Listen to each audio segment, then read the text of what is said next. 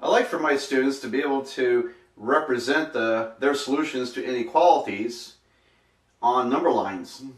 And so I'm going to ask you, if you're my student, to graph your solutions on a number line and also to learn how to represent them in interval notation. I'll talk about interval notation in the next video. But for right now, what are we talking about? Graphing on a number line. Suppose that you solve one of these problems and end up with this answer. X is greater than -3. Okay? Well, on the number line, where is -3? Well, suppose it's right there. And when x is larger than -3, that means this represents all the numbers to the right side of -3. Because remember how we define less than and greater than, it's perhaps a little more complicated than is something larger than something else, because you also need to be able to interpret in terms of negative numbers. But we resolve all those difficulties on the number line in thinking that greater than is to the right of a number. So all the numbers greater than -3 would fall to the right. So what I do is I drew an open circle and shaded to the right. Now, when you shade, make sure you shade dark enough so that it's clear to the reader what you're doing. And also make sure that if you're going to use an open circle, as I did, make it large enough so that it looks like an open circle. Now, I used an open circle because this does not say x is also equal to -3. So when it comes to a greater than or equal to, or less than or equal to, we're going to use a colored in circle to represent the fact that we're including that point as part of the solution. Alright, now this is how I like to show it. Many people, many textbooks do it this way.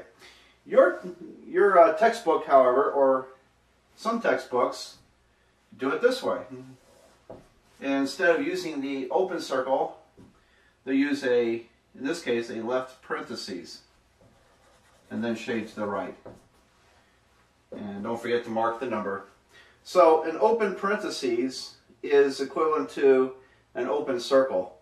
And I don't mind, if you're my student, I don't mind if you use this, but I think I have usually an easier time telling the difference between open and closed circles than I do sometimes people making parentheses or brackets. Bracket is the greater than or equal to or less than or equal to symbol.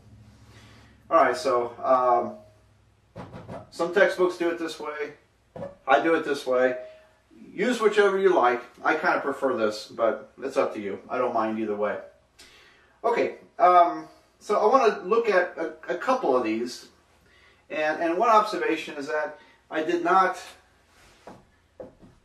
write a bunch of numbers on this number line. It's not important to me that you write all those scaled numbers in. So as far as I'm concerned, that's good enough. -3 is right there. All right, now let me do a couple more of these and talk about a way that people will actually screw this up. And so let's look at this example. What if x is less than or equal to 12? Okay, well, where is 12 on the number line? Well, as far as I'm concerned, it's wherever we want to put it.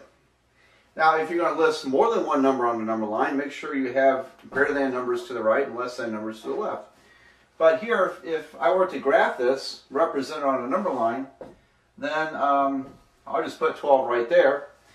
It says less than or equal to, so it's all the numbers to the left of 12, or equal to 12.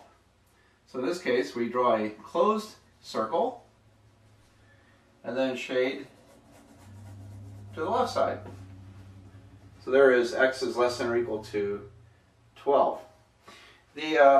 Some textbooks, including I believe your current textbook, uses a closed bracket, or uses a bracket symbol. So, and that's what it would look like. Bracket instead of parentheses, since it's equal to. Again, I I don't mind which one you use. They're both valid, but I tend to prefer that, and this is what I'm going to show consistently. All right, now, how in the world could anybody goof this up? Well, it sure happens, and I want to show you an example of this. Suppose you're working a problem, and you end up with this answer. 1 is less than x. Okay, I can't tell you how many people I've seen shade this the wrong direction. 1 is less than x. All right, well, where does x fall on the side of 1? Well, if you think hard enough, you'll think, well, 1 is less than anything over on the right side. So 1 less than x would be shaded to the right. And notice I use the open circle since it says only less than. All right, it's a little dangerous to try to think through these if you're inexperienced at this and in a pressure situation like a test. So I would recommend always to end up with your x's on the left side, or whatever variable you're solving for, put it on the left side. Now in this case, I could literally just switch sides. So if I switch sides, what must I do? I've got to switch the inequality.